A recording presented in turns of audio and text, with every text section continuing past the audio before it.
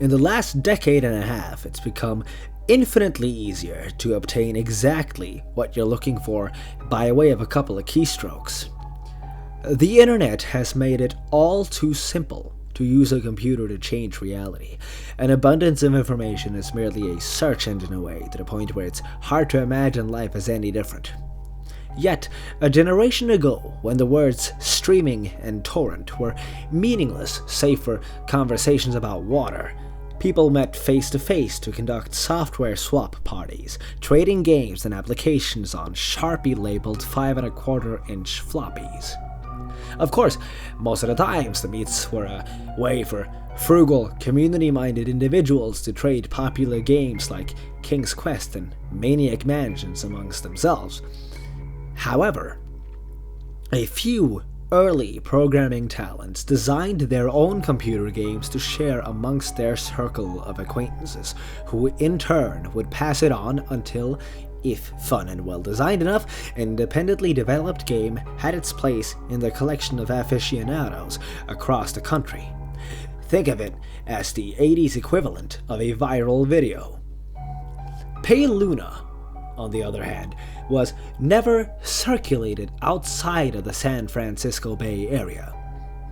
All known copies have been long disposed of, all computers that have ever run the game now detritus, buried under layers of filth and polystyrene.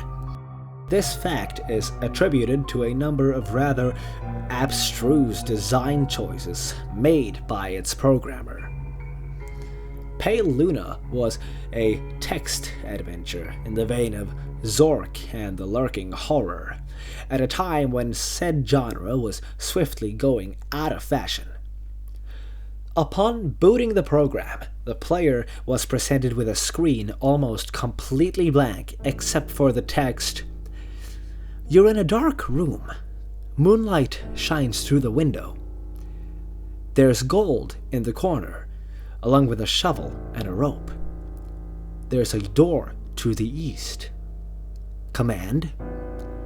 So began the game that one writer for a long-out-of-print fanzine decried as enigmatic, nonsensical, and completely unplayable, as the only commands that the game would accept were pick up gold, pick up shovel, pick up rope, open door, and go east.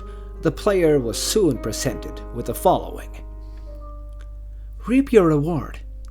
Pale Luna smiles at you. You are in a forest. There are paths to the north, west, and east. Command?"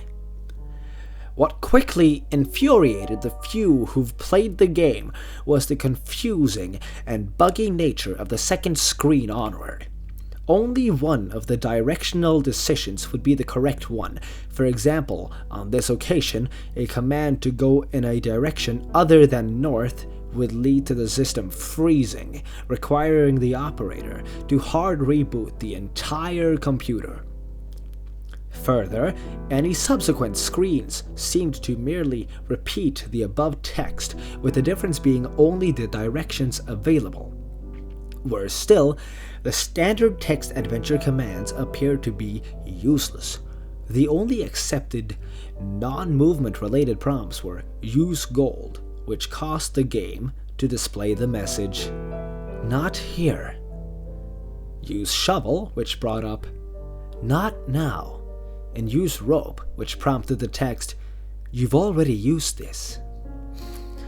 Most who played the game progressed a couple of screens into it before becoming fed up by having to constantly reboot and tossing the disc in disgust, writing off the experience as a shoddily programmed farce. However, there is one thing about the world of computers that remains true no matter the era. Some people who use them have way too much time on their hands. A young man by the name of Michael Nevins decided to see if there was more to Pale Luna than what met the eye. 5 hours and 33 screens worth of trial and error and unplugged computer cords later, he finally managed to make the game display different text. The text in this new area read, Pale Luna smiles wide. There are no paths. Pale Luna smiles wide. The ground is soft. Pale Luna smiles wide. Here. Command? It was another hour still before Nevins stumbled upon the proper combination of phrases to make the game progress any further. Dig hole, drop gold, then fill hole. This caused the screen to display Congratulations! 40.24248 minus 121.4434, upon which the game ceased to accept commands, requiring the user to reboot one last time. After some deliberation, Nevins came to the conclusion that the numbers referred to lines of latitude and longitude. The coordinates led to a point in the sprawling forest that dominated the nearby Lassen Volcanic Park. As he possessed much more free time than sense, Nevins vowed to see Pale Luna through to its ending. The next day, armed with a map, a compass, and a shovel, he navigated the park's trails, noting with amusement how each turn he made corresponded roughly to those that he took in-game. Though he initially regretted bringing the cumbersome digging tool on a mere hunch, the path's similarity all but confirmed his suspicions that the journey would end with him face to face with an eccentric's buried treasure. Out of breath after a tricky struggle to the coordinates, he was pleasantly surprised by a literal stumble upon a patch of uneven dirt. Shoveling as excitedly as he was, it would be an understatement to say that he was taken aback when his heavy strokes unearthed the badly decomposing head of a blonde-haired little girl.